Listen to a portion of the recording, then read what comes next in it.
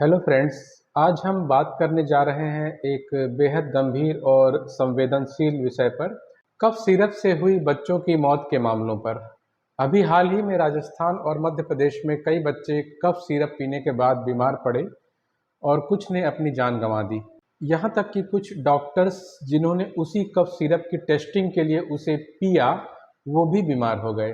और clinical findings में पाया गया कि एक्यूट किडनी इंजरी और रीनल फेलियर, जो कि लेबोरेटरी टेस्ट से कंफर्म हुआ है। तो इस विषय पर बहुत से वीडियोस सामने आ रहे हैं। एक वीडियो में मैंने देखा कि एक सज्जन हैं जो कि इस टॉपिक पर एक छोटी सी रील बनाए हैं और वह सज्जन हर एक सब्जेक्ट पर ज्ञान देते हैं। ऐसा लगता है कि हर एक सब्जेक्ट में उन्हें महारत हासिल है, स्पेशलाइजेशन हासिल है। तो वो अपनी रील में बोल रहे थे कि कफ सिरप से पॉइजनिंग इसलिए हो जाती है क्योंकि उसको खोलने के बाद 1 महीने के अंदर यूज़ करना होता है। तो ऐसी बात देखिए, ऐसा तो नहीं है। कुछ केसेस में ऐसा होता है, जैसे कि आई ड्रॉप्स है। तो आई ड्रॉप जो होती है वो एक स्टेराइल प्रिपरेशन है, इसलिए उसमें माइक्रोबियल कंटामिनेशन होने के चांसेस होते हैं। इसलिए आई ड्रॉप्स पर एक इंस्ट्रक्शन लिखा होता है कि इसको खोलने के बाद 1 महीने तक यूज करें। लेकिन कफ सिरप में ऐसी बात तो नहीं है, क्योंकि कफ सिरप कोई स्टेराइल प्रिपरेशन तो है नहीं। उसमें प्रॉपर प्रिजर्वेटिव्स भी होते हैं और उसकी जो एक्सपायरी डेट है वो इन्हीं प्रिजर्वेटिव्स पर और उसमें जो मॉलिक्यूल्स हैं उन पर और उस सिरप के पीएच पर और उसमें जो एक्सिपिएंट्स ऐड किए हैं, इन सब चीज़ों पर डिपेंड करती है। अगर 1 मंथ वाला कोई चक्कर कफ सिरप में होता तो प्रॉपर इंस्ट्रक्शन उस कफ सिरप की बॉटल पर लिखा होता कि use the solution with in 1 month after opening the container. तो इस तरह से लिखा होता उसमें। हाँ, ये जरूर लिखा होता है कि इसको प्रॉपरली स्टोर कैसे करें, जैसे कि keep in a cool dry and dark place away from sunlight. तो इस तरह के इंस्ट्रक्शन होते हैं। तो अगर आपने उसको एक प्रॉपर वे में स्टोर किया है तो जो एक्सपायरी डेट उस पर लिखी है तब तक वो चलेगा ही चलेगा। तो इस तरह की भ्रामक जानकारियों से आप लोग बचें। अच्छा, ठीक है। और कुछ वीडियोस ऐसे भी आ रहे हैं जिसमें एक्सपर्ट्स लोग ये बता रहे हैं कि देखिए भाई, इस तरह के कॉम्बिनेशन वाले कफ सिरप इंडिया में बैंड हैं। अगर ये कॉम्बिनेशन आप देखिए तो आप कफ सिरप को मत खरीदिए। चलिए ठीक है भाई, लेकिन ये केस डिफरेंट है। बात ये है कि इसमें पेशेंट्स ने या पेशेंट्स के गार्डियंस ने ऐसा नहीं है कि अपने से जाके कहीं से भी कफ सिरप खरीद लिया। प्रॉपर चैनल से ये कफ सिरप उन्हें दिया गया है। एक फार्मास्यूटिकल कंपनी ने उसे मैन्युफैक्चर किया। इसके बाद गवर्नमेंट ने अपनी फ्री सप्लाई स्कीम के तहत हॉस्पिटल्स में इन कफ सिरप्स की सप्लाई को भेजा। फिर एक डॉक्टर ने अपने प्रेस्क्रिप्शन में इस कफ सिरप को प्रेस्क्राइब किया और फिर पेशेंट इस कफ सिरप को लेकर गया और उसको कंज्यूम किया। तो ये तो प्रॉपर पूरा प्रोटोकॉल फॉलो किया गया है ना। उसके बाद भी अगर टॉक्सिसिटी होती है, डेथ जैसी कोई अनडिजायरेबल इवेंट हो जाती है, तो इसमें देखिए सीधी सीधी जिम्मेदारी मैन्युफैक्चरिंग यूनिट की है, रेगुलेटरी अथॉरिटीज की है और जो प्रेस्क्राइबिंग डॉक्टर्स हैं उनकी भी है ना। तो ये है रियल केस। इसमें किसी ने अपने मन से कहीं से भी जाके कफ सिरप नहीं खरीदा है। प्रॉपर प्रोटोकॉल फॉलो करने के बाद भी ये प्रॉब्लम हुई है। तो अब क्या किया जाए? तो इसलिए इस केस के बारे में जो भी नेसेसरी इंफॉर्मेशन है, जो भी नेसेसरी अपडेट्स हैं, और हमारी क्या रिस्पॉन्सिबिलिटी है, डॉक्टर्स की क्या रिस्पॉन्सिबिलिटी है, रेगुलेटरी अथॉरिटीज की क्या रिस्पॉन्सिबिलिटी है, मैन्युफैक्चरर्स की क्या रिस्पॉन्सिबिलिटी है, ये सभी बातें हम लोग यहाँ आज शॉर्ट में बिल्कुल ईजी लैंग्वेज में डिस्कस कर लेंगे।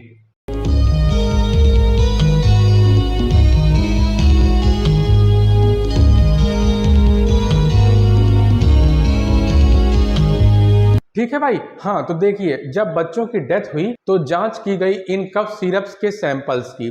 तो जांच में 2 कंपनियों के नाम सामने आए, केसन्स फार्मा फ्रॉम जयपुर राजस्थान और श्रेसान फार्मा फ्रॉम चेन्नई तमिलनाडु। तो ये दोनों कंपनीज खांसी के लिए एक कफ सिरप बनाती हैं जिसमें डेक्स्ट्रोमिथोर्फेन नाम की एक दवा होती है। और श्रेसान फार्मा की सिरप का नाम है कोल्ड्रिफ और केसन्स फार्मा की जो सेम सिरप है उसका नाम है नेक्स्ट्रो डीएस। अब देखिए ये जो डेक्स्ट्रोमिथोर्फैन जो ये ड्रग है ये एक ओवर द काउंटर ड्रग है, यानी कि मेडिकल स्टोर्स पर यह दवा बिना किसी प्रेस्क्रिप्शन के भी अवेलेबल है। लेकिन अगर चिल्ड्रन अंडर 6 ईयर के लिए हम बात करें तो यहाँ पर ये कोई अच्छा ऑप्शन नहीं है और ये पोटेंशियली डेंजरस हो सकता है। साइड इफेक्ट्स क्या हो सकते हैं इसके? Drowsiness, dizziness, restlessness, breathing problems और सीजर्स तक हो सकते हैं। अगर गवर्नमेंट ने फ्री मेडिसिन सप्लाई में इस ड्रग को अलाउ किया है तो एज बेस्ड रेस्ट्रिक्शन और प्रॉपर इंस्ट्रक्शन जरूरी होनी चाहिए इस केस में। यानी कि यह इंस्ट्रक्शन तो दे दीजिए कि किस एज ग्रुप में इस दवा को नहीं देना है। बच्चों को बिना मॉनिटरिंग के ये नहीं दिया जाना चाहिए भाई।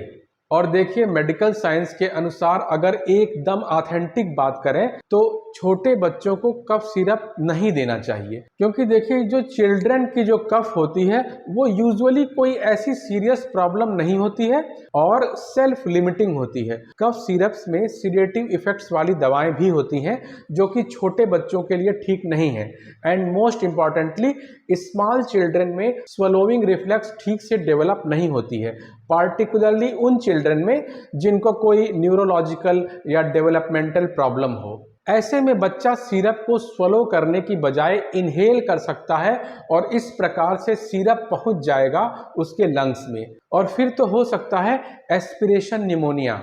और अगर कफ सिरप में कोई टॉक्सिक केमिकल भी है, जैसा कि इस घटना में इन कफ सिरप्स में डाई एथिलीन ग्लाइकॉल जैसा एक केमिकल पाया गया है जो बहुत हानिकारक है, तो अगर बच्चे के लंग में ऐसी कफ सिरप चली गई तो केमिकल न्यूमोनाइटिस भी हो सकती है। और जैसा कि मैंने बताया कि अगर हम in the light of medical science अगर बातें करें तो हम अगर मोस्ट ट्रस्टवर्दी अथॉरिटीज की बात करें तो the American Academy of Pediatrics states that cough medicines are not effective and cause harm in children under 6 years of as.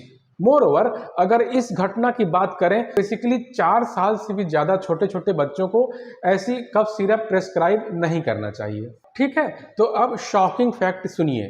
Tamil Nadu drugs control department ने पाया कि कोल्ड्रिफ सिरप जो कि श्रेसान फार्मा वाली थी उसमें डाई एथिलीन ग्लाइकॉल DEG की मात्रा थी 48.6%, जबकि परमिजिबल लिमिट है सिर्फ 0.1%।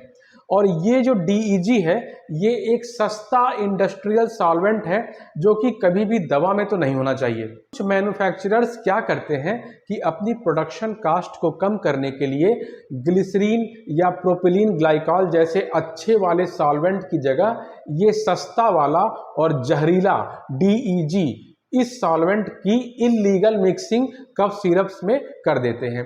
लेकिन ये DEG शरीर में जाकर acute kidney injury, metabolic acidosis और डेथ तक का कारण बन सकता है।